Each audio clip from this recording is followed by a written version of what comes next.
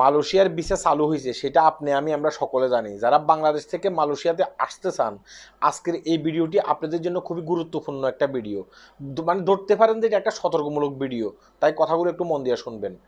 আপনি মালয়েশিয়াতে আসবেন এই কারণে অনেক ক্ষেত্রে দেখা গেছে কি, যারা আপনাকে মালয়েশিয়াতে আনবে তাদেরকে অনেক ক্ষেত্রে আপনি অ্যাডভান্স টাকা দিয়ে ফেলছেন।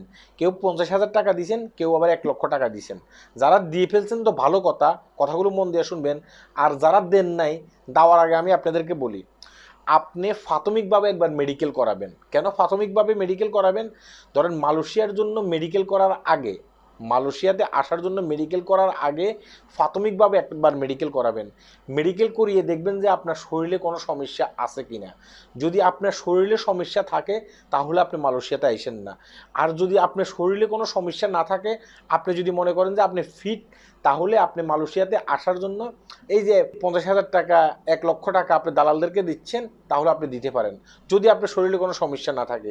কেন কথাগুলো বলতেছি, আবারও বলতেছি, শোনেন। ধরেন আপনি মালয়েশিয়াতে আসবেন, আসার জন্য আগ্রহী, আপনি দালালদেরকে কি বলছেন, মালয়েশিয়ার ভিসা চালু হইলে আমাকে যেন তাড়াতাড়ি নিয়ে যাওয়া হয়। ধরো আমি তোমাকে 50,000 টাকা দিছি কিংবা 1 লক্ষ টাকা দিছি। এখন এই যে টাকাটা দিছেন, এই টাকাটা তো দালালেরা অনেক ক্ষেত্রে খেয়ে ফেলছে, তাই না? কিংবা দেখা গেছে কি যেখানে যেখানে টাকা দেওয়ার দরকার সেখানে সেখানে টাকা দিয়ে ফেলছে। এখন ধরেন মেডিকেলের সময় হয়েছে, মেডিকেলের সময় হওয়ার পরে তারা আপনাকে বলছে মেডিকেল হওয়ার জন্য। এখন আপনি কি করছেন, মেডিকেল হইতে গেছেন, মেডিকেল হয়ে গেছেন। মেডিকেল হওয়ার পরে আপনি দেখলেন যে আপনার রিপোর্টটা খুবই খারাপ আসছে, অর্থাৎ আপনি আনফিট হয়েছেন। এই যে আপনি আনফিট হয়েছেন, আনফিট হওয়ার পরে এই বিষয়টা যদি দালালে জানে যে আপনি আনফিট হয়েছেন, দালাল অনেক ক্ষেত্রে আপনাকে কি বলবে, আমি সবার কথা বলতেছি না, অনেক ক্ষেত্রে আপনাকে কি বলবে, তুমি একটা কাজ করো, কন্ট্রাক্টের মাধ্যমে মেডিকেলটা করে ফেলো। সেই কথা কেন বলবে?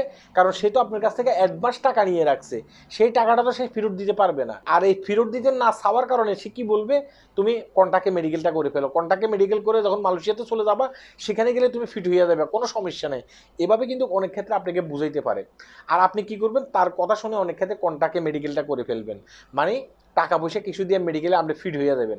ফিট হয়ে যাওয়ার পরে আপনাকে 3 মাসের সিঙ্গেল অ্যান্টি ভিসা দেওয়া হবে। মানে মালয়েশিয়াতে প্রথমে আসতে হলে 3 মাসের সিঙ্গেল অ্যান্টি ভিসা দেওয়া হয়। এই ভিসার মাধ্যমে আপনি মালয়েশিয়াতে আসতে পারবেন। এখন এই ভিসার মাধ্যমে যখন আপনি মালয়েশিয়াতে আসবেন, আসার পরে আবার আপনার কোম্পানি, যে কোম্পানির মাধ্যমে আপনি এখানে আসবেন, সেই কোম্পানি পুনরায় আপনাকে আবার মেডিকেল করাবে।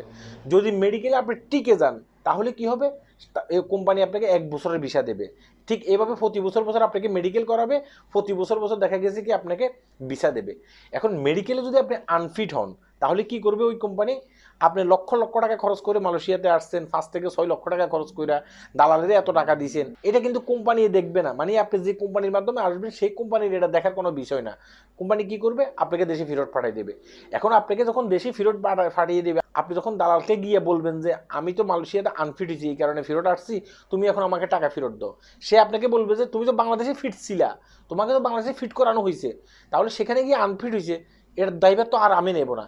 এই কথাগুলো বলে দালাল আপনাকে আর টাকা পয়সা দেবে না। দালাল তখন এটা অস্বীকার করবে যে ওই যে সে আপনাকে বলছে, মানে কন্ট্রাক্টের মাধ্যমে মেডিকেল করানোর জন্য, সে কিন্তু এটা অস্বীকার করবে।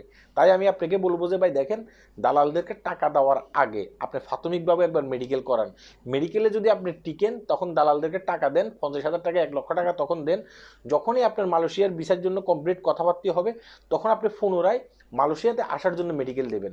তার আগে কিন্তু মেডিকেল দেবেন না।